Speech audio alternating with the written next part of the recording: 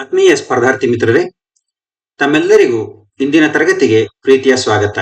ಸ್ನೇಹಿತರೆ, ಈಗಾಗಲೇ ನಿಮ್ಗೆ ಗೊತ್ತಿರತಕ್ಕಂಥ ವಿಚಾರ, ಕರ್ನಾಟಕ ಇತಿಹಾಸ ಸರಣಿ ವಿಡಿಯೋಗಳನ್ನ ಪ್ರಾರಂಭ ಮಾಡಿದ್ದೀನಿ. ಅಧ್ಯಾಯವಾರು ಸಿಲೆಬಸ್ ಪ್ರಕಾರ ಡಿಸ್ಕಸ್ ಮಾಡ್ತಾ ಇದ್ದೀನಿ. ಈಗಾಗಲೇ ನಾವು ವಿಜಯನಗರ ಸಾಮ್ರಾಜ್ಯಕ್ಕೆ ಸಂಬಂಧಿಸಿದಂತೆ 3 ಪಾರ್ಟ್ಗಳನ್ನ ಡಿಸ್ಕಸ್ ಮಾಡಿದೀವಿ. ಟೋಟಲ್ 4 ಪಾರ್ಟ್ಗಳಲ್ಲಿ ವಿಜಯನಗರ ಸಾಮ್ರಾಜ್ಯವನ್ನು ನಮಗೆ ತಿಳಿದಿರುವ ಮಟ್ಟಿಗೆ ಡೆಪ್ತ್ ಆಗಿ ಹೇಳುವಂತಹ ಪ್ರಯತ್ನವನ್ನ ಮಾಡಿದ್ದೀನಿ. ಸೊ ಈಗಾಗಲೇ 3 ಪಾರ್ಟ್ಗಳನ್ನ ಡಿಸ್ಕಸ್ ಮಾಡಿದ್ದೀನಿ. ಇವತ್ತು 4ನೇ ಪಾರ್ಟ್, ವೆರಿ ಇಂಪಾರ್ಟೆಂಟ್, ಕಲೆ ಮತ್ತು ವಾಸ್ತುಶಿಲ್ಪದ ಬಗ್ಗೆ ಡಿಸ್ಕಸ್ ಮಾಡ್ತಾ ಹೋಗ್ತೀನಿ. ಇವತ್ತು ವಿಜಯನಗರ ಸಾಮ್ರಾಜ್ಯದ ಕಲೆ ಮತ್ತು ವಾಸ್ತುಶಿಲ್ಪದ ಬಗ್ಗೆ. ಸ್ನೇಹಿತರೆ, ಕರ್ನಾಟಕ ಇತಿಹಾಸ ಸರಣಿ ವಿಡಿಯೋಗಳು ಶಾತವಾಹನರಿಂದ ಪ್ರಾರಂಭವಾಗಿ ಈಗಾಗಲೇ ಇದು 11ನೇ ವಿಡಿಯೋ. ವಿಜಯನಗರ ಸಾಮ್ರಾಜ್ಯದವರೆಗೂ ಕ್ಲಾಸಸ್ ಅನ್ನ ಮಾಡ್ತಾ ಇದೀವಿ. ಸಾಕಷ್ಟು ಜನ ಬಹಳ ಬೇಗ ಮಾಡ್ಕೊಡಿ ಸರ್ ಅಂತ ಹೇಳ್ತಾ ಇದ್ದೀರಾ. ನಿಜವಾಗ್ಲೂ ತುಂಬಾ ಕಾರ್ಯಭಾರದ ಒತ್ತಡ ಇರೋದ್ರಿಂದ ಅದರ ಮಧ್ಯೆಯೂ ಬಿಡು ಮಾಡಿಕೊಂಡು ನನಗೆ ಸಾಧ್ಯವಾದಷ್ಟು ಮಟ್ಟಿಗೆ ಮಾಡುವಂತಹ ಪ್ರಯತ್ನವನ್ನ ಮಾಡ್ತಾ ಇದ್ದೀನಿ.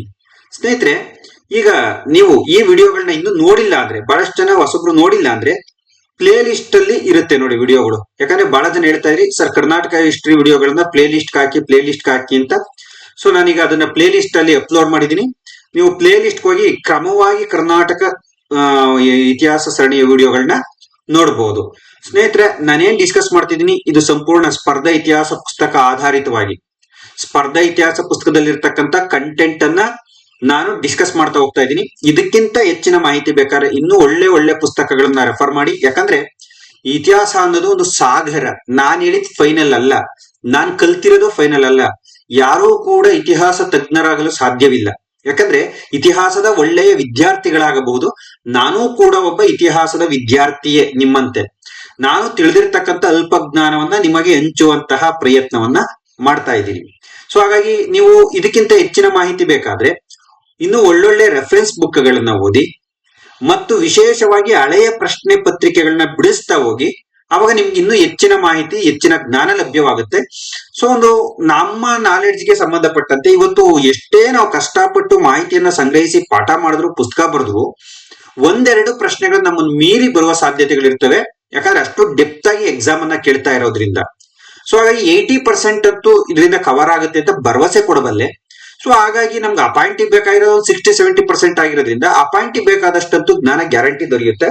ಸೊ ಹಾಗಾಗಿ ಇವತ್ತಿನ ತರಗತಿಯಲ್ಲಿ ನಾನು ವಿಜಯನಗರ ಸಾಮ್ರಾಜ್ಯದ 4ನೇ ವಿಡಿಯೋವನ್ನ ಮಾಡ್ತಾ ಇದ್ದೀನಿ. ಸೊ ಸ್ನೇಹಿತರಲ್ಲಿ ನೋಡ್ರಿ, 4ನೇ ವಿಡಿಯೋ ಕಲೆ ಮತ್ತು ವಾಸ್ತುಶಿಲ್ಪಕ್ಕೆ ಸಂಬಂಧಪಟ್ಟಂತ ಮಾಹಿತಿಯನ್ನ ಒಳಗೊಂಡಿದೆ. ನಿಮ್ಗೊತ್ತು, ಇತ್ತೀಚೆಗೆ ಕೆಇಎ ಇರ್ಬೋದು, KPSC ಇರ್ಬೋದು, ಸೊ ಏನ್ ಮಾಡ್ತಾ ಇದೆ ಅಂದ್ರೆ ಕಲೆ ವಾಸ್ತುಶಿಲ್ಪಕ್ಕೆ ಸಂಬಂಧಪಟ್ಟಂತೆ ಒಂದು ಸ್ಟೇಟ್ಮೆಂಟ್ ಅನ್ನ ಕೊಟ್ಟು ಇದು ಯಾರ ಹೇಳಿಕೆ ಅಂತ ಕೊಟ್ಬಿಡ್ತದೆ. ಈ ಉದಾಹರಣೆಗೆ, ವಿಜಯನಗರದ ಕಲೆ ದ್ರಾವಿಡ ಶೈಲಿಯ ಶ್ರೇಷ್ಠ ವಿಕಸಿತ ಸ್ವರೂಪವಾಗಿತ್ತು. ವಿಜಯನಗರದ ಕಲೆ ದ್ರಾವಿಡ ಶೈಲಿಯ ಶ್ರೇಷ್ಠ ವಿಕಸಿತ ಸ್ವರೂಪವಾಗಿತ್ತು. ಇದು ಯಾರ ಹೇಳಿಕೆ? Percy Brown, VA Smith, Barbosa, Niccolo Conti, ಈ ತರ ಕೊಡ್ತಾರೆ. ಆಗ ನಿಮ್ಗೆ ಲಿಟಲ್ ಬಿಟ್ ಕನ್ಫ್ಯೂಸ್ ಆಗ ಸ್ಟಾರ್ಟ್ ಆಗುತ್ತೆ. ಸೊ ಹಾಗಾಗಿ ನೋಡಿ, ಈ ಪರ್ಸಿ ಬ್ರೌನ್ ಇದರಲ್ಲ, ಭಾರತದ ಕಲೆ ವಾಸ್ತುಶಿಲ್ಪವನ್ನ ಚೆನ್ನಾಗಿ ಅಧ್ಯಯನ ಮಾಡಿರ್ತಕ್ಕಂಥ ವ್ಯಕ್ತಿ. ಬಹುತೇಕ ಭಾರತದ ಕಲೆ ವಾಸ್ತುಶಿಲ್ಪಗಳ ಬಗ್ಗೆ ಅತಿ ಹೆಚ್ಚು ಒಂದು ಸ್ಟೇಟ್ಮೆಂಟ್ ಅನ್ನ ನೀಡಿರ್ತಕ್ಕಂಥ ವ್ಯಕ್ತಿ. ಹಾಗಾಗಿ ವಿಜಯನಗರದ ಕಲೆ ದ್ರಾವಿಡ ಶೈಲಿಯ ಶ್ರೇಷ್ಠ ವಿಕಸಿತ ಸ್ವರೂಪ ಅಂತ ಸ್ಟೇಟ್ಮೆಂಟ್ ಮಾಡಿದ್ದು ಪರ್ಸಿ ಬ್ರೌನ್. ಆಯ್ತಾ ಸ್ನೇಹಿತರೆ? ಹಾಗಾದ್ರೆ ವಿಜಯನಗರ ಕಲೆ ವಾಸ್ತುಶಿಲ್ಪದ ಲಕ್ಷಣಗಳೇನು? ನಾನು ಇಂಪಾರ್ಟೆಂಟ್ ಲಕ್ಷಣಗಳನ್ನ ಎಕ್ಸಾಮ್ ಪಾಯಿಂಟ್ ಆಫ್ ವ್ಯೂ ಹೇಳ್ತೀನಿ, PC to KS. ನೋಡಿ, ವೈವಿಧ್ಯಮಯ ಮತ್ತು ಸಂಕೀರ್ಣವಾದ ಕಂಬಗಳು, ಸೂಕ್ಷ್ಮವಾದಂತ ಕಂಬಗಳು ಮತ್ತು ವೈವಿಧ್ಯಮಯವಾಗಿದ್ದು, ಅಂದ್ರೆ ನಯಸ್ಸಾದ ಕಲ್ಲಿನಲ್ಲಿ ಅಥವಾ ಏಕಚಿತ್ರ ಕಲೆಯಲ್ಲಿ ನಿರ್ಮಾಣವಾಗಿರ್ತದೆ. ಒಂದೊಂದು ಕಂಬವು ಡಿಫ್ರೆಂಟ್ ಆಗಿತ್ತು. ಅಥವಾ ಸಂಕೀರ್ಣ ಕೆತ್ತನೆಗಳಿಂದ ಕೂಡಿರ್ತಾರೆ, ಸೂಕ್ಷ್ಮ ಕೆತ್ತನೆಗಳಿಂದ ಕೂಡಿರ್ತಕ್ಕಂಥದ್ದನ್ನ ನೋಡ್ತಾ ಹೋಗ್ತೀವಿ. ಈ ದೇವಾಲಯದ ಮಂಟಪಗಳು 1000 ಕಂಬಗಳನ್ನು ತೆರೆದ ರಚನೆಗಳನ್ನು ಒಳಗೊಂಡಿದೆ. 1000 ಕಂಬಗಳ ತೆರೆದ ರಚನೆ ದೇವಾಲಯದ ಮಂಟಪಗಳು. ಮಂಟಪ ಅಂದ್ರೆ ಹೇಳಿದ್ರೆ ಹಾಲ್, ಗರ್ಭಗುಡಿಯ ಮುಂಭಾಗ ಐತಲ್ಲ ಆ ಮಂಟಪ 1000. ಅದಕ್ಕೆ ಅಜಾರ ರಾಮಸ್ವಾಮಿ ದೇವಾಲಯ ಅಂತಾನೆ ಒಂದು ಟೆಂಪಲ್ ಇದೆ. 1000 ಕಂಬಗಳನ್ನ ಒಳಗೊಂಡಂತ ತೆರೆದ ರಚನೆಗಳನ್ನ ನೋಡ್ತೀವಿ.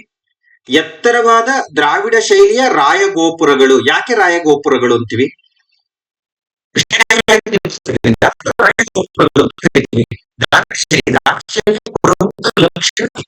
ದೇವಾಲಯದ ಮೇಲೆ ಗೋಪುರ ನಿರ್ಮಾಣ. ಶಿಖರಗಳು ಗೊತ್ತಿರಲ್ಲ. ರಾಯಗೋಪುರಗಳು ವಿಜಯನಗರ ಕಾಲಕ್ಕೆ ಸಂಬಂಧಪಟ್ಟಂತೆ ಕೇವಲ ಹಿಂದೂ ಶೈಲಿ, ಕೇವಲ ಮುಸ್ಲಿಂ ಶೈಲಿ ಅಷ್ಟೇ ಇರಲಿಲ್ಲ. ಕೇವಲ ಮುಸ್ಲಿಂ ಶೈಲಿ ಅಷ್ಟೇ ಇರಲಿಲ್ಲ, ಹಿಂದೂ ಮತ್ತು ಮುಸ್ಲಿಂ ಶೈಲಿಗಳ ಸಮಾಗಮ ಆಗಿರ್ತಕ್ಕಂಥದ್ದನ್ನ ನೋಡ್ತಾ ಹೋಗ್ತೀವಿ.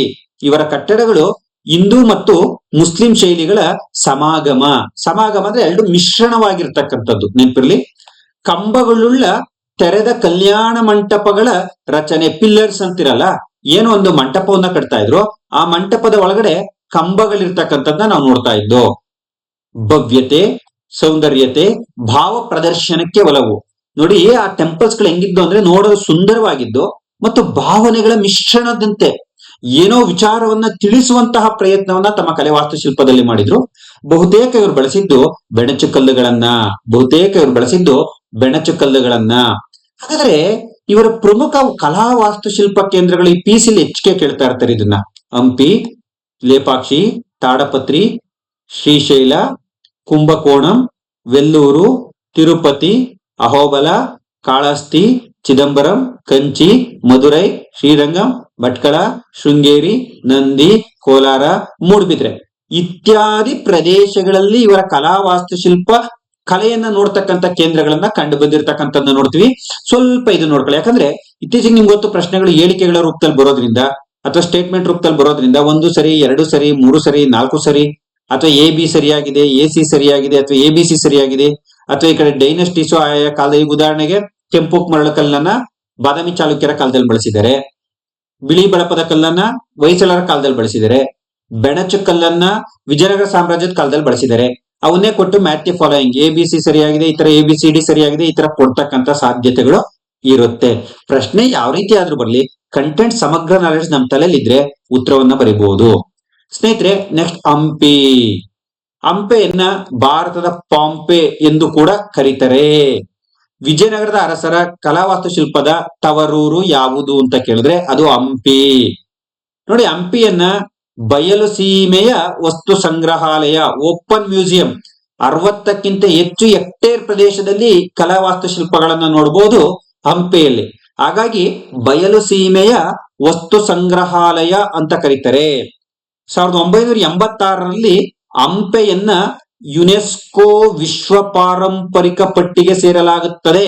1986 ಹಂಪೆ ವಿಶ್ವ ಪಾರಂಪರಿಕ ತಾಣವಾಗಿ ಅಂಗೀಕಾರವಾದಂತ ವರ್ಷ, ಯುನೆಸ್ಕೋ ಸ್ವೀಕರಿಸಿದ ವರ್ಷ. ಹಂಪೆಯ ಸ್ಮಾರಕಗಳನ್ನ ನಾವೇನ್ ಮಾಡ್ತೀವಿ, 4 ಭಾಗಗಳಾಗಿ ವಿಭಾಗಿಸಬಹುದು. ದೇವಾಲಯ, ಜೈನ ವಾಸ್ತುಶಿಲ್ಪ, ಇಸ್ಲಾಮಿಕ್ ವಾಸ್ತುಶಿಲ್ಪ, ಪೌರ ವಾಸ್ತುಶಿಲ್ಪ ಅಂತ 4 ಭಾಗಗಳಾಗಿ ವಿಂಗಡಣೆ ಮಾಡ್ತೀವಿ. ಸೊ ಈ 4 ಭಾಗಗಳಲ್ಲಿ ಫಸ್ಟ್ ದೇವಾಲಯಗಳ ಬಗ್ಗೆ ಡೀಪ್ ಸ್ಟಡಿ ಮಾಡ್ತಾ ಹೋಗೋಣ. PC ಹುಡುಗರಿಗೂ ಇಂಪಾರ್ಟೆಂಟು, VAO ಹುಡುಗರಿಗೂ ಇಂಪಾರ್ಟೆಂಟು, ಟೀಚರ್ಸ್ ಹುಡುಗರಿಗಂತೂ ವೆರಿ ವೆರಿ ಇಂಪಾರ್ಟೆಂಟು, KS ಇನ್ನೇನ್ ಕಾಲ ಆಗುತ್ತೆ ಅವ್ರಿಗೂ ಇಂಪಾರ್ಟೆಂಟು, KRIS ಎಕ್ಸಾಮ್ ಬರೆಯೋರ್ಗು ಇಂಪಾರ್ಟೆಂಟು, ಟೋಟಲಿ ವಿಜಯನಗರ IAS ವರ್ಗು ಎಲ್ಲರಿಗೂ ಇಂಪಾರ್ಟೆಂಟು. ಅರ್ಥ ಆಯ್ತಪ್ಪ? ಹಾಗಾಗಿ ಈ ವಿಡಿಯೋವನ್ನ ಪೂರ್ತಿ ನೋಡ್ತಕ್ಕಂಥ ಪ್ರಯತ್ನವನ್ನ ಮಾಡಿ, ಕಲಾ ವಾಸ್ತುಶಿಲ್ಪ ವಿಡಿಯೋ.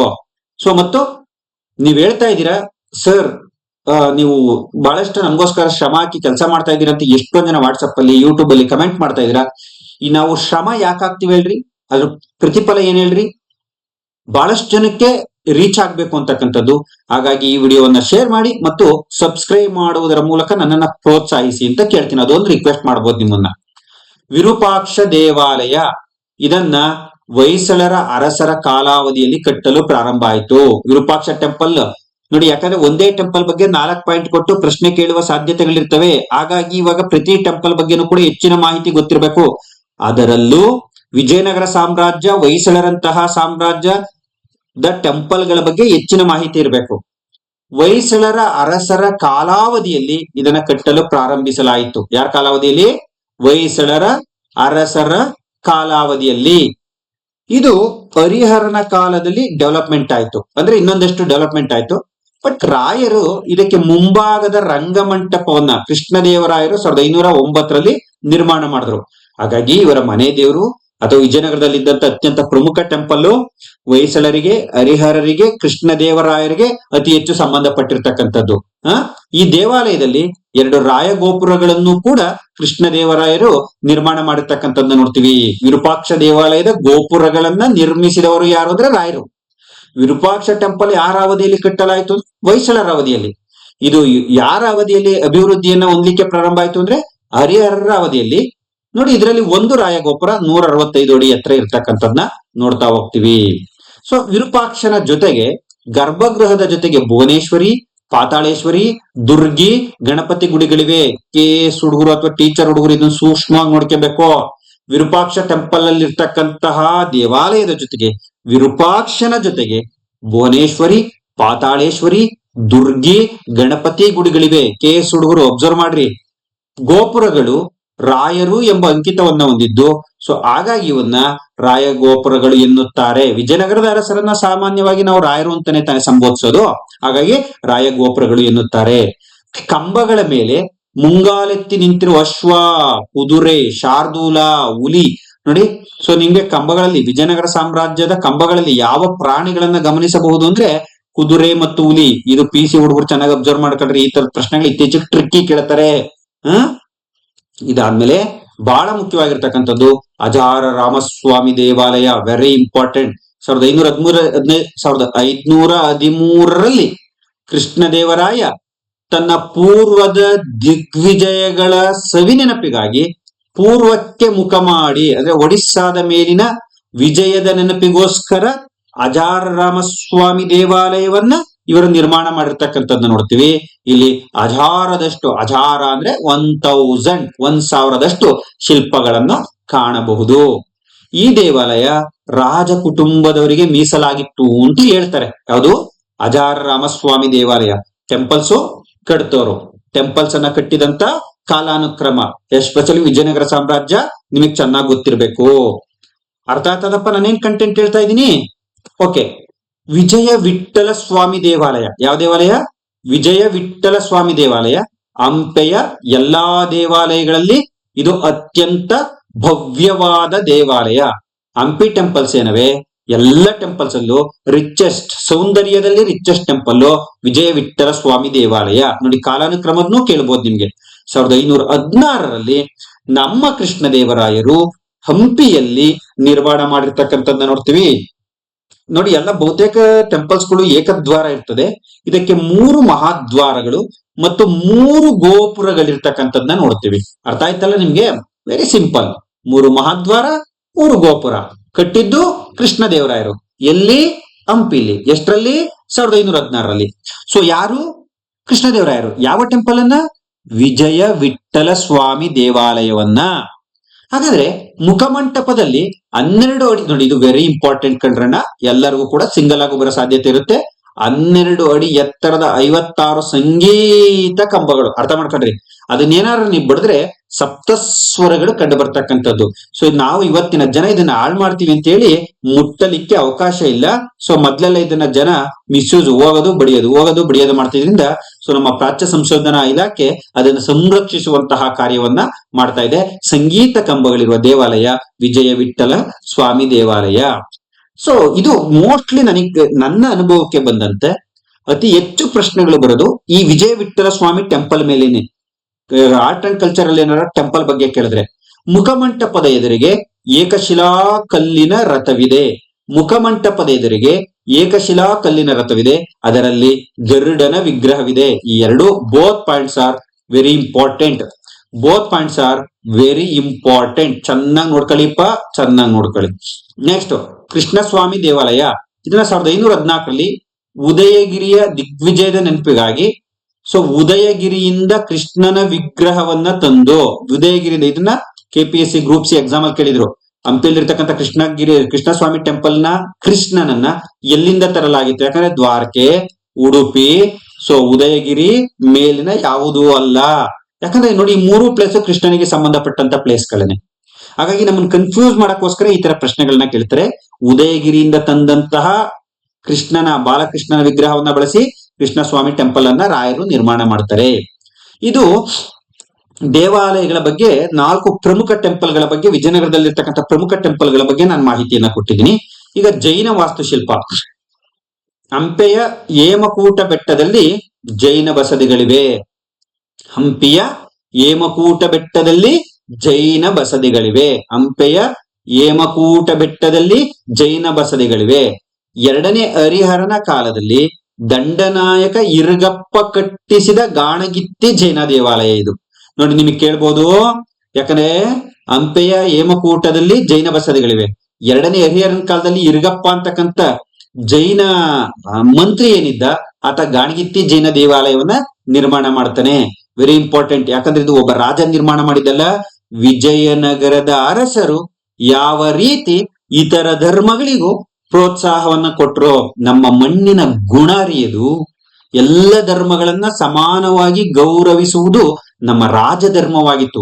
ಬಹುತೇಕ ಭಾರತೀಯ ಮೂಲದ ಭಾರತೀಯ ರಾಜರು ಎಲ್ಲ ಧರ್ಮಗಳಿಗೂ ಗೌರವ ಕೊಟ್ಟು ಆಳ್ವಿಕೆ ಮಾಡಿರ್ತಕ್ಕಂಥದ್ದನ್ನ ನೋಡ್ತೀವಿ.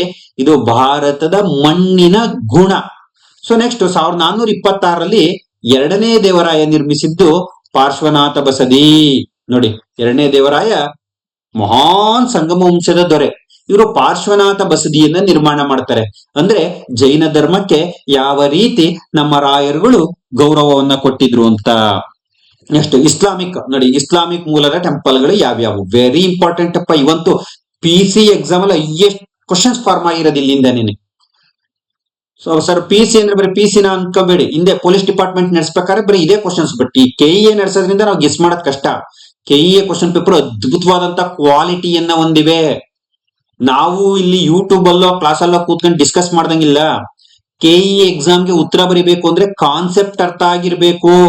ಬುಕ್ ಓದಿದ್ರೆ ಸರ್ ಬುಕ್ ಓದಿದೀವಿ ಬರೆಯಕ್ಕಾಗ್ಲಿಲ್ಲ, ಸಾಧ್ಯ ಇಲ್ಲ. ಕಾನ್ಸೆಪ್ಟ್ ಅನ್ನ ಅರ್ಥ ಮಾಡ್ಕೊಂಡ್ರೆ, ಅದಕ್ಕೋಸ್ಕರ ನಾನು ಯೂಟ್ಯೂಬ್ ಚಾನೆಲ್ ಅನ್ನ ಸ್ಟಾರ್ಟ್ ಮಾಡಿ ಎಲ್ಲೆಲ್ಲಿ ಫೋಕಸ್ ಮಾಡ್ಬೇಕು, ಯಾವ್ಯಾವ ತರ ಅರ್ಥ ಮಾಡ್ಕೋಬೇಕು ಅಂತ ಹೇಳುವ ಪ್ರಯತ್ನವನ್ನ ಮಾಡ್ತೀನಿ. ನಿಮ್ಮ ಸಲಹೆಗಳನ್ನೇನಾದರೂ ಇನ್ನೂ ಕೂಡ ಇದ್ರೆ ಅದನ್ನೂ ಕೂಡ ಗೌರವಿಸಿ ಇನ್ನೂ ಉತ್ತಮವಾಗಿ ಕ್ಲಾಸ್ ಮಾಡ್ತಕ್ಕಂಥ ಪ್ರಯತ್ನವನ್ನ ಮಾಡ್ತೀನಿ. ಸ್ನೇಹಿತರೆ, ಕಮಲಾ ಮಹಲ್ ವೆರಿ ಇಂಪಾರ್ಟೆಂಟ್. ಇದು ಇಂಡೋ ಸಾರ್ಸನಿಕ್ ಶೈಲಿಯಲ್ಲಿದೆ. ಏನ್ ಸರ್ ಕಮಲಾ ಮಹಲ್ಲು? ರಾಜರಾಣಿಯರ ಬೇಸಿಗೆ ಅರಮನೆ. ಇದೇ ಒಂದು ಪ್ರಶ್ನೆ ಮಾಡ್ಬಿಡ್ತಾನೆ. ಬೇಸಿಗೆ ಅರಮನೆ ಚೌಕಾಕಾರದಿಂದ ಇತ್ತು, 2 ಅಂತಸ್ತಿತ್ತು, 2 ಫ್ಲೋರ್ ಇತ್ತು. ನೋಡಿ ಸರ್, ಇವತ್ತಿಗೆ 2 ಅಂತಸ್ತು ದೊಡ್ಡ ವಿಚಾರ ಅಲ್ಲ. 20 ಅಂತಸ್ತು 100 ಅಂತಸ್ತು ಕಟ್ತೀವಿ. ಅವತ್ತಿನ ಟೆಕ್ನಾಲಜಿ ಇಲ್ದಂತ ಕಾಲದಲ್ಲಿ 2 ಅಂತಸ್ತಿನ ಕಟ್ಟಡ ಕಟ್ಟೋದಷ್ಟು ಈಸಿ ಇರ್ಲಿಲ್ಲ ಸರ್. ಮಿಷಿನ್ಸ್ ಇರ್ಲಿಲ್ಲ, ಮುಂಚೆ ಕೆಲಸ ಮಾಡ್ಬೇಕಾಗಿತ್ತು. ಓಕೆ, ಪಿರಮಿಡ್ಡಿನ ಆಕಾರದ 9 ಶಿಖರಗಳಿವೆ ನೋಡಿ. ಇಲ್ಲಿ ರಾಜನ್ ಮನೆ ಅಲ್ವಾ, ಗ್ರ್ಯಾಂಡ್ ಆಗಿರುತ್ತೆ, ಅದ್ಭುತವಾಗಿರುತ್ತೆ. ಒಳ ತುದಿಯಲ್ಲಿ ಕಮಲಾಕೃತಿಯಿಂದ ಇರುವುದರಿಂದ ಇದನ್ನ ಕಮಲ ಮಹಲ್ ಅಂತ ಕರಿತೀವಿ. ಲೋಟಸ್ ಮಹಲ್. ಯಪ್ಪ ಇಂಗ್ಲಿಷ್ ಕೇಳ್ತಾರ ಕಣ ಸರ್, ನೀವ್ ಹೇಳಲೇ ಇಲ್ಲ ಅನ್ಬೇಡ್ರಿ. ಯಾಕಂದ್ರೆ ಒಂದ್ಸಲ ಹಂಗೆ ಆಗಿತ್ತು. 2017ರಲ್ಲಿ ಒಂದು ಹುಡುಗ ಎಕ್ಸಾಮ್ ಬರ್ದಿದ್ದ. ಲೋಟಸ್ ಮಹಲ್ ಎಲ್ಲಿದೆ ಅಂತ ಕೇಳಿದ್ರು, ವಿಜಯನಗರ ಅಂತ ಆನ್ಸರ್ ಬಂದಿತ್ತು. ಅವ್ನು ಫೋನ್ ಮಾಡ್ಬಿಟ್ಟು ಸರ್ ಎಲ್ಲ ಹೇಳಿದ್ರಿ ನೀವು ಅದೊಂದು ಹೇಳಲಿಲ್ಲ ಅಂದ. ಹಂಗಾಗಿ ಕಮಲಾ ಮಹಲ್ನೇ ಲೋಟಸ್ ಮಹಲ್ ಅಂತೀವಿ. ಸ್ವಲ್ಪ ನಮಗೂ ಸಾಮಾನ್ಯ ಜ್ಞಾನ ಇರಬೇಕು ಎಕ್ಸಾಮ್ ಬರೆಯೋರ್ಗೆ. ನೆಕ್ಸ್ಟ್ ರಾಣಿಯರ ಕೊಳ. ಇದು ಮಹಾನವಮಿ ದಿಬ್ಬದ ದಕ್ಷಿಣದಲ್ಲಿ ಕೊಳವನ್ನ, ಸ್ವಿಮ್ಮಿಂಗ್ ಪೂಲ್ ಇವತ್ ಮನೆಗೆ ಕಟ್ಟಿಸ್ಕೊಂತೀವಲ್ವಾ, ಆತರ ಹಿಂದಿನ ಕಾಲದಲ್ಲಿ ರಾಣಿಯರಿಗೂ ಕೂಡ ಸ್ವಿಮ್ಮಿಂಗ್ ಪೂಲ್ ಇರ್ತಿತ್ತು. ಮಹಾನವಮಿ ದಿಬ್ಬದ ದಕ್ಷಿಣದಲ್ಲಿ ಇದನ್ನ ಕಾಣಬಹುದಾಗಿದೆ. Gajashala, it is also very important. Kamala Mahal ಆದ್ಮೇಲೆ ಹೆಚ್ಚು ಪ್ರಶ್ನೆ ಬಂದಿರೋದು ಗಜಶಾಲೆ ಬಗ್ಗೆ. ನೋಡಿ, ರಾಣಿಯರ ಅರಮನೆಯ ಮುಂದೆ ಆನೆಲಾಯವಿದೆ. ಇದು ಆಯತಾಕಾರದ ಕಟ್ಟಡ, 85 ಮೀಟರ್ ಉದ್ದ, 11 ಮೀಟರ್ ಚೌಕಾಕಾರದ ಕೊಠಡಿಗಳು ಸಾಲಾಗಿ ಪಶ್ಚಿಮಕ್ಕೆ ಮುಖ ಮಾಡಿವೆ. ನೋಡಿ, ಇದು ವೆಸ್ಟರ್ನ್ ಸೈಡ್ ಗೆ ಮುಖ ಮಾಡಿರ್ತಕ್ಕಂಥದ್ದನ್ನ ನೋಡ್ತೀವಿ. ಅರ್ಧ ಚಂದ್ರಾಕಾರದ ಗುಮ್ಮಟ, ಯಾಕಂದ್ರೆ ಇಸ್ಲಾಮಿಕ್ ಶೈಲಿ ಅಲ್ವಾ. ಇಸ್ಲಾಮಿಕ್ ಶೈಲಿಯಿಂದಾಗ್ಲೇ ನಮ್ಗೆ ಅರ್ಧ ಚಂದ್ರಾಕಾರ ಕಣ್ಣಿಗೆ ಬಂದು ಬಿಡ್ಬೇಕು. ಅರ್ಥ ಆಯ್ತಪ್ಪ? ನೋಡಿ, ಇದನ್ನ ಅರ್ಥ ಮಾಡ್ಕೊಳ್ರಿ. ನೆಕ್ಸ್ಟ್ ವೆರಿ ಇಂಪಾರ್ಟೆಂಟ್, ಪೌರ ವಾಸ್ತುಶಿಲ್ಪಗಳು. ಮಹಾನವಮಿ ದಿಬ್ಬ 4ನೇ ಪ್ರಕಾರ. ಇದನ್ನ ಸಿಂಹಾಸನದ ವೇದಿಕೆ ಅಂತೀವಿ. ಯಾಕಂದ್ರೆ ಇದನ್ನ ರಾಯರು ಉದಯಗಿರಿ ಕೋಟೆಯನ್ನ ಗೆದ್ದಂತ ಸವಿನೆನಪಿಗಾಗಿ ನಿರ್ಮಾಣ ಮಾಡಿದ್ರು ಅಂತ ಈಗಾಗಲೇ ಕೃಷ್ಣದೇವರಾಯರ ಬಗ್ಗೆ ಹೇಳ್ಬೇಕಾದ್ರೆ ಹೇಳಿದೆ. ಈ ಮಹಾನವಮಿ ದಿಬ್ಬವನ್ನ ಸಿಂಹಾಸನದ ವೇದಿಕೆ ಅಂತ ಕೂಡ ಕರಿತೀವಿ. ಮೊದಲನೇ 2 ಹಂತದಲ್ಲಿ ಗ್ರಾನೈಟ್ ಅನ್ನ ಬಳಸಿದ್ದಾರೆ, 3ನೇ ಹಂತದಲ್ಲಿ ಕ್ಲೋರೈಟ್ ಕಲ್ಲನ್ನ ಬಳಸಿದ್ದಾರೆ. ವಿಜಯನಗರದ ಅರಸರು ಸ್ವಲ್ಪ ರಿಚ್ ಆಗಿ ಕಾಣ್ಲಿ ಅಂತ ಅಷ್ಟೇ, ಇನ್ನೇನಿಲ್ಲ. Vidyashankara temple very important. ವಿಜಯನಗರದ ಹೊರಗಡೆ ಇರ್ತಕ್ಕಂಥ ವಿಜಯನಗರ ಸಾಮ್ರಾಜ್ಯದ ಅತ್ಯಂತ ಪ್ರಮುಖ ಕಲಾ ವಾಸ್ತುಶಿಲ್ಪ ಇದು. ನೋಡಿ, ಇದು ದ್ರಾವಿಡ ಶೈಲಿಯಲ್ಲೂ ಇದೆ, ಹೊಯ್ಸಳ ಶೈಲಿಯಲ್ಲೂ ಇದೆ. 2 ಶೈಲಿಗಳ ಅಪೂರ್ವ ಸಮಾಗಮ ಇರ್ತಕ್ಕಂಥ ಟೆಂಪಲ್ ಯಾವುದು ಅಂತ ಕೇಳ್ಬೋದು. ವಿಜಯನಗರ ಕಾಲಕ್ಕೆ ಸಂಬಂಧಪಟ್ಟಿದ್ದು ವಿದ್ಯಾಶಂಕರ ಟೆಂಪಲ್. ದ್ರಾವಿಡ ಶೈಲಿಗಿಂತ ಡಿಫ್ರೆಂಟ್ ಆಗಿರ್ತಕ್ಕಂಥ ಶೈಲಿ ಚಾಲುಕ್ಯರು ಮತ್ತು ಹೊಯ್ಸಳರು ಬಳಸಿದ್ದು. 2 ಮಿಕ್ಸ್ ಮಾಡಿ ವಿಜಯನಗರದ ಅರಸರು ವಿದ್ಯಾಶಂಕರ ಟೆಂಪಲ್ ಅನ್ನ ಕಟ್ತಾರೆ. ನವರಂಗದಲ್ಲಿ 12 ಅಲಂಕಾರಿಕ ಕಂಬಗಳಿರ್ತಕ್ಕಂಥದ್ದನ್ನ ನೋಡ್ತೀವಿ. ಇದಕ್ಕೆ ಬೆಣಚು ಕಲ್ಲನ್ನೇ ಬಳಸಿದರೆ. ವಿದ್ಯಾಶಂಕರ ಟೆಂಪಲ್ ಎಲ್ಲಿದೆ ಅಂತ ಬಹಳ ಸಲ ಕೇಳಿದ್ರೆ ಶೃಂಗೇರಿ. ಯಾಕಂದ್ರೆ ಟೆಂಪಲ್ಸು ರಾಜಮನೆತನಗಳು ಅಥವಾ ಪ್ಲೇಸಸ್ ಮ್ಯಾಥ್ ಫಾಲೋಯಿಂಗ್ ಕೇಳುವ ಅಥವಾ ಸರಿಯಾದ ಜೋಡಿ ತಪ್ಪಾದ ಜೋಡಿಗೆ ಕೇಳುವ ಸಾಧ್ಯತೆಗಳು ಇರ್ತವೆ. ಸ್ನೇಹಿತರೆ, Veerabhadra very important all competitive exam ಬಹಳ ಸಲ ಕೇಳಿದ್ದಾರೆ. Very very very important. ಆಂಧ್ರದ ಹಿಂದೂಪುರ ಬಳಿ ಇರ್ತಕ್ಕಂಥ ಲೇಪಾಕ್ಷಿಯಲ್ಲಿ ಕಂಡು ಬಂದಿದೆ. ಯಾಕಂದ್ರೆ ಇದರಲ್ಲಿ ವೀರಭದ್ರ ಅಂದ್ರೆ ವೀರೇಶ್ವರ ಅಥವಾ ಪಾಪನಾಶ್ವರ ಅಂದ್ರೆ ನಮ್ಮ ಈಶ್ವರ ಟೆಂಪಲ್, ಈಶ್ವರನಿಗೆ ಇರ್ತಕ್ಕಂಥ ಬೇರೆ ಬೇರೆ ಹೆಸರುಗಳು ಕಟ್ಟಲಾಗಿದೆ. ಇದನ್ನೇ ನಾವು ಶೈವರ ಅಜಂತ ಅಂತೀವಿ. ಶೈವರ ಅಜಂತ ಯಾವುದು?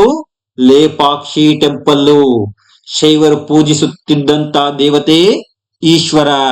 ವೈಷ್ಣವರು ವಿಷ್ಣುವನ್ನ ಪೂಜಿಸುವರು. ಈ ವೀರಭದ್ರ ಸ್ವಾಮಿ ಟೆಂಪಲ್ ಲೇಪಾಕ್ಷಿ. ಇದಕ್ಕಿರ್ತಕ್ಕಂಥ ಬೇರೆ ಹೆಸರುಗಳು ವೀರೇಶ್ವರ, ಪಾಪನಾನೇಶ್ವರ. ದಕ್ಷಿಣ ಭಾರತದಲ್ಲಿ ನಂದಿ ವಿಗ್ರಹ ಇಲ್ಲೇ ಇರ್ತಕ್ಕಂಥದ್ದು. ನಂದಿ ವಿಗ್ರಹ ಲೇಪಾಕ್ಷಿಯಲ್ಲಿ. ಅರ್ಥ ಆಯ್ತಾ? ನೆಕ್ಸ್ಟ್ ನೋಡಿ, ಇಲ್ಲಿ ಏಕಶಿಲಾ ಕಲ್ಲಿನ ರಥ. ಹಂಪಿಲಿ ಇನ್ನೇನೇನ್ ಟೆಂಪಲ್ಸ್ ಇದೆ ಅಂತ ಕೇಳುವ ಸಾಧ್ಯತೆಗಳಿರ್ತದೆ. ನೋಡಿ, ಈಗ ಆಲ್ರೆಡಿ ಹೇಳಿದೆ, ವಿಜಯ ವಿಠಲ ಸ್ವಾಮಿ ಟೆಂಪಲ್ ಅಲ್ಲಿ ಇರ್ತಕ್ಕಂಥ ಶಿಲಾ ಕಲ್ಲಿನ ರಥ,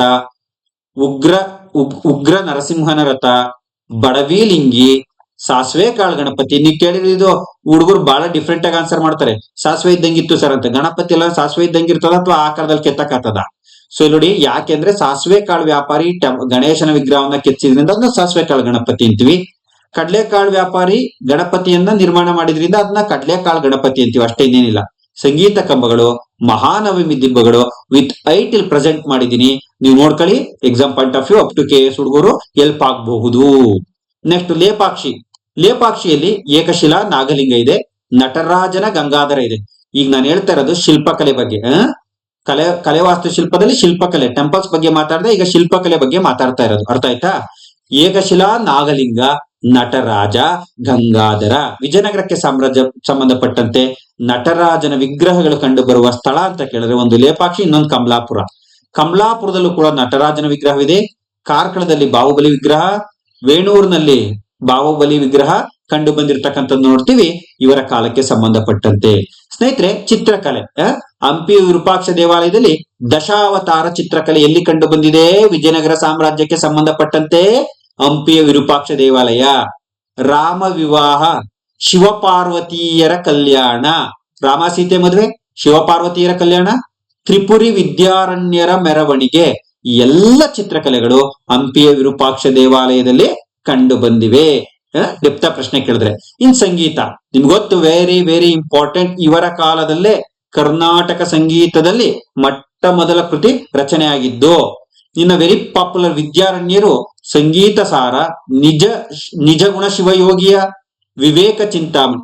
ವಿದ್ಯಾರಣ್ಯರ ಸಂಗೀತ ಸಾರ, ನಿಜ ಗುಣ ಶಿವಯೋಗಿಯ ವಿವೇಕ ಚಿಂತಾಮಣಿ ಮತ್ತು ಕಲ್ಲಿನಾಥನ ಸಂಗೀತ ಕಲಾನಿಧಿ ಕೃತಿಗಳು ಈ ಕಾಲಕ್ಕೆ ಸಂಬಂಧಪಟ್ಟಂತ ಸಂಗೀತ ಕೃತಿಗಳಾಗಿವೆ. ನೋಡಿ, ವಿದ್ಯಾರಣ್ಯರ ಸಂಗೀತ ಸಾರ, ನಿಜ ಗುಣ ಶಿವಯೋಗಿಯ ವಿವೇಕ ಚಿಂತಾಮಣಿ ಮತ್ತು ಕಲ್ಲಿನಾಥನ ಸಂಗೀತ ಕಲಾನಿಧಿ ಕೃತಿಗಳು ಸಂಗೀತ ನೀಡಕ್ಕೆ ಕಾಣಿಕೆಗಳು.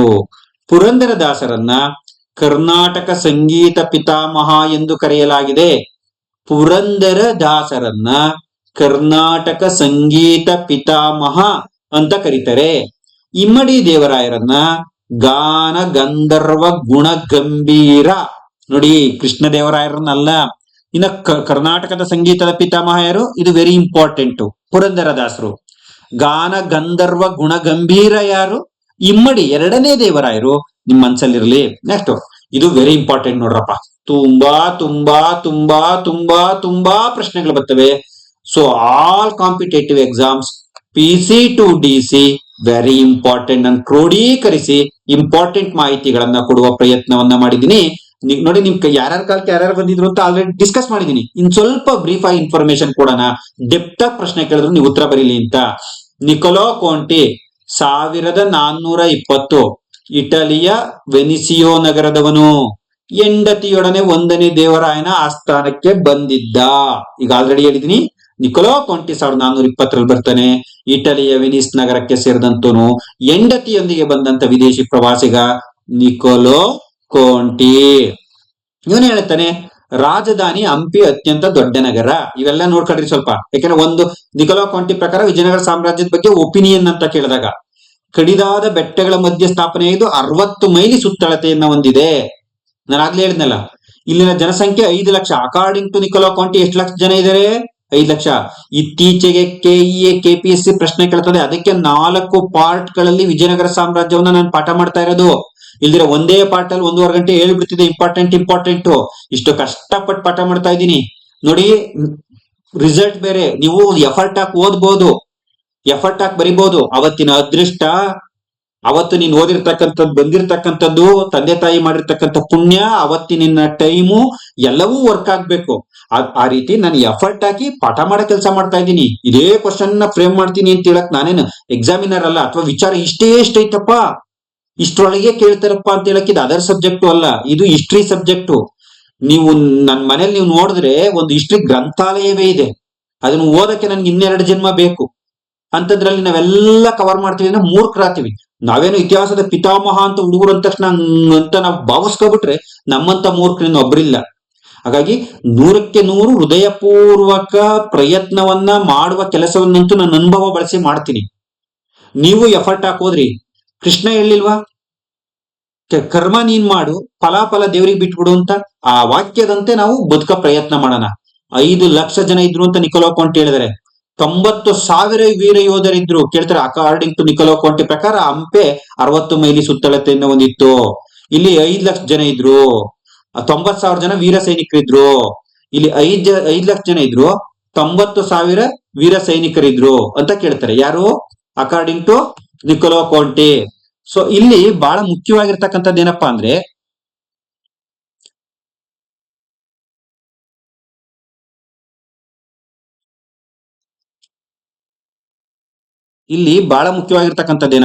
According to Niccolo Conti. ಎತ್ತೋಯ್ತಪ್ಪ ಇದು ಕರ್ಸರ್, ಸುಮ್ಮನೆ ಟೈಮ್ ವೇಸ್ಟ್ ಆಯ್ತದೆ.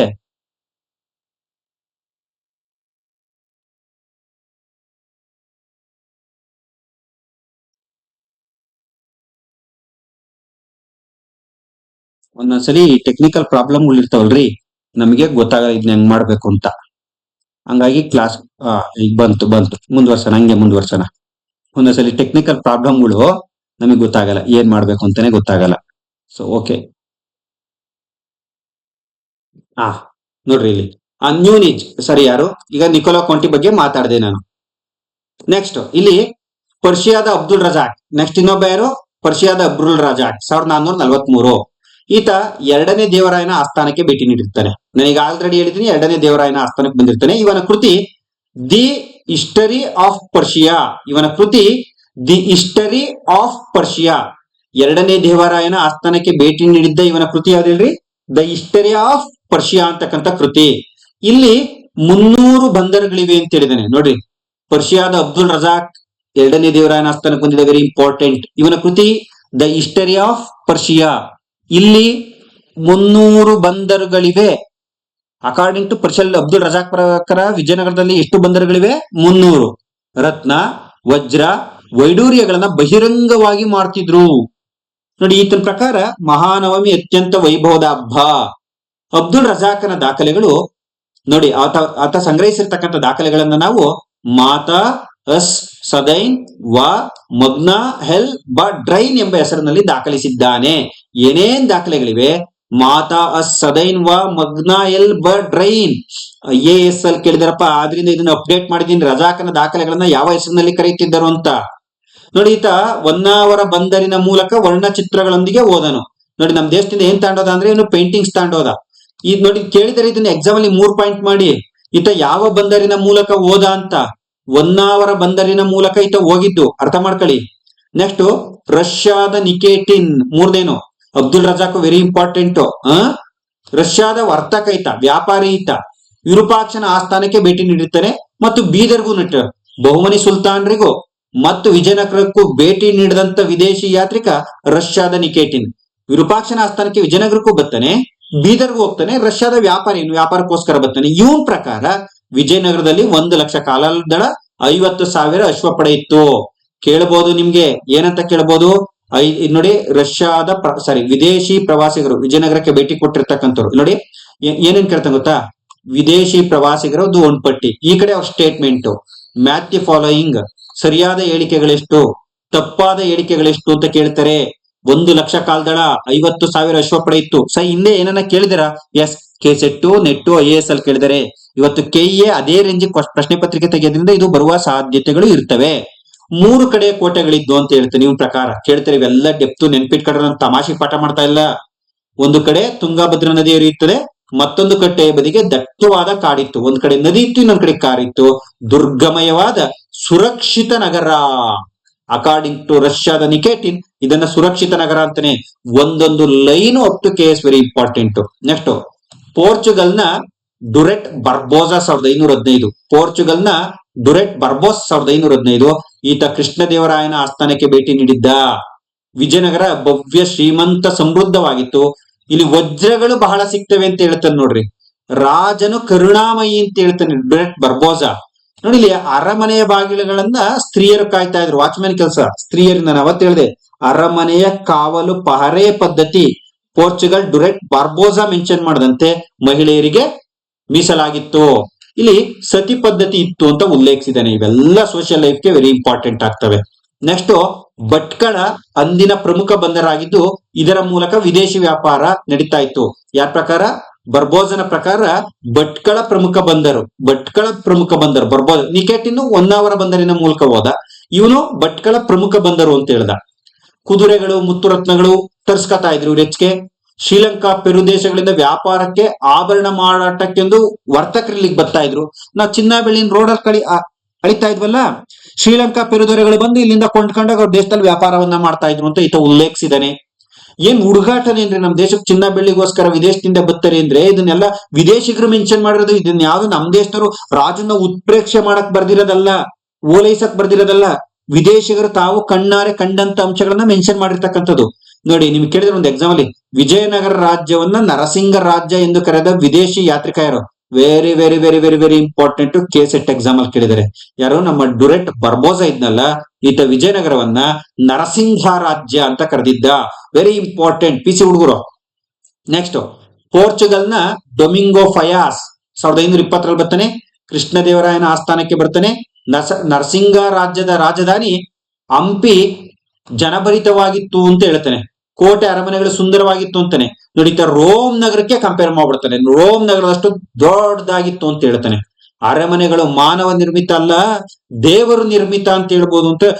ನಾವೆಲ್ಲ ಒಂದು ಫಾರಿನ್ಗೂ ಎಲ್ಲಾನು ಹೋದಾಗ ಖಲೀಫ್ ಬುರ್ಜಾ ಕಟ್ಟಡ ನೋಡಿದಾಗ ಆಚೀರ್ ಮಾಡಿ ರೋಮಾಂಚನ ಆಯ್ತಿವಲ್ಲ, ಹಂಗೆ ಪೋರ್ಚುಗಲ್ನ ಡೊಮಿಂಗೋ ಫಯಾಸ್ ಇದೇನ್ ಮನುಷ್ಯ ನಿರ್ಮಾಣ ಮಾಡಕ್ ಸಾಧ್ಯನೇನ್ರಿ, ದೇವ್ರು ನಿರ್ಮಾಣ ಮಾಡಿರ್ಬೋದು ಅಂತ. ಅಂದ್ರೆ ಪೋರ್ಚುಗಲ್ನ ಕಲೆ ವಾಸ್ತುಶಿಲ್ಪಕ್ಕಿಂತಲೂ ಶ್ರೇಷ್ಠವಾಗಿದ್ದರಿಂದ ಆತ ಈ ತರ ಒಗ್ಲಕ್ ಸಾಧ್ಯ ಆಗಿದೆ, ಹೌದಲ್ವಾ?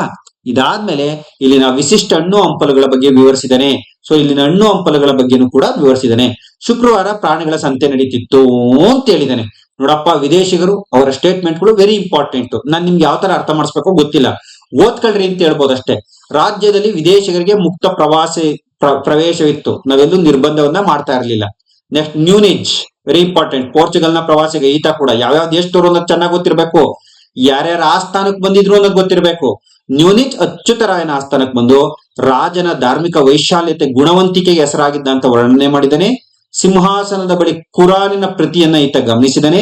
7ನೇ ದೇವರಾಯನ ಕಾಲದಲ್ಲೇ ಹೇಳಿದ್ದೆ ನಾನು ಈ ಮಾತನ್ನ. ಸೊ ಅದನ್ನ ನಮ್ಮ ವಿಜಯನಗರದ ಅರಸರು ಕಂಟಿನ್ಯೂ ಮಾಡಿದರೆ.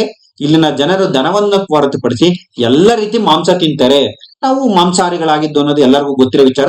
ಹಸುವನ್ನ ಅವತ್ತು ಗೌರವಿಸ್ತಿದ್ದು, ಇವತ್ತು ಗೌರವಿಸ್ತೀವಿ ಬಿಕಾಸ್ ಆಫ್ ಕಾಮಧೇನು ನಮ್ಮ ದೇವರು. ಸತಿ ಪದ್ಧತಿ ಅಸ್ತಿತ್ವದಲ್ಲಿತ್ತು ಅಂತ ಹೇಳ್ತೀವಿ, ಆಚರಣೆಯಲ್ಲಿ ಇತ್ತು ಅಂತ. ನೆಕ್ಸ್ಟ್ ಹೇಳಿದಾನೆ, ಅದು ಕಾಮನ್ ಆಗಿ 2-3 ಹೇಳಿದರೆ. ಫ್ರೆಡ್ರಿಕ್ ಸೀಸರ್ ಈತ ಇಟಲಿಯ ಪ್ರವಾಸಿಗ. ತಾಳಿಕೋಟೆ ಕದನದ ಬಗ್ಗೆ ವಿವರಿಸ್ತಾನೆ. ಹಂಪಿ ಹಾಳು ಕೊಂಪಿ ಅಂತ ಹೇಳ್ತಾನೆ. ತಾಳಿಕೋಟೆ ಕದನದ ಬಗ್ಗೆ ವಿವರಿಸಿದಂತ ಪ್ರವಾಸಿಗ ಯಾರು ಅಂದ್ರೆ ಫ್ರೆಡ್ರಿಕ್ ಸೀಸರ್. ತಾಳಿಕೋಟೆ ಕದನದ ನಂತರ ಭಾರತಕ್ಕೆ ಬಂದಂತ ಪ್ರವಾಸಿಗ ಫ್ರೆಡ್ರಿಕ್ ಸೀಸರ್, ಇಟಲಿ ದೇಶಕ್ಕೆ ಸಂಬಂಧಪಟ್ಟಿರೋನು. ಬಟನ್ಸ್ಟೈನ್ ವೆರಿ ಇಂಪಾರ್ಟೆಂಟ್, ಯಾಕಂದ್ರೆ ಈತನ ಕೃತಿ ಯಾವಾಗ್ಲೂ ಎಕ್ಸಾಮ್ ಅಲ್ಲಿ ಬರ್ತಾ ಇರ್ತದೆ. ವಿಜಯನಗರ ಸಾಮ್ರಾಜ್ಯವನ್ನ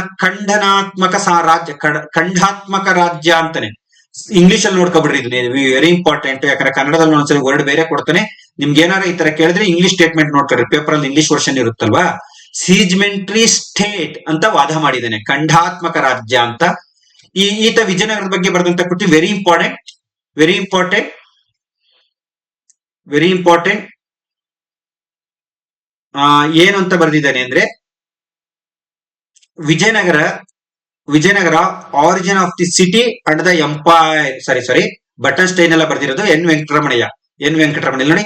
ಎನ್ ವೆಂಕಟರಮಣಯ್ಯನ ಕೃತಿ Vijayanagara origin of the city and the empire.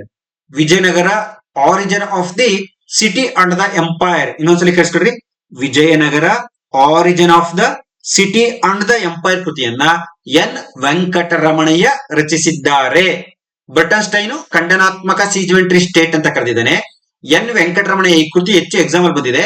Vijayanagara origin of the city and the empire, Vijayanagara ಸಾಮ್ರಾಜ್ಯದ ಬಗ್ಗೆ ಅತಿ ಹೆಚ್ಚು ಮಾಹಿತಿ ಕೊಟ್ಟಂತ ಕೃತಿ. ಸ್ನೇಹಿತರೆ, ಇದಿಷ್ಟು ಕೂಡ ವಿಜಯನಗರಕ್ಕೆ ಸಾಮ್ರಾಜ್ಯಕ್ಕೆ ಸಂಬಂಧಪಟ್ಟಂತ ಇನ್ಫಾರ್ಮೇಶನ್. ಇಲ್ಲಿಗೆ ವಿಜಯನಗರ ಸಾಮ್ರಾಜ್ಯ ಮುಗಿಯುತ್ತೆ. ನೆಕ್ಸ್ಟ್ ಕ್ಲಾಸ್ ಅಲ್ಲಿ ನಾನು ನಿಮ್ಗೆ ಬಹುಮನಿ ಸಾಮ್ರಾಜ್ಯದ ಬಗ್ಗೆ ಸ್ಟಾರ್ಟ್ ಮಾಡ್ತೀನಿ.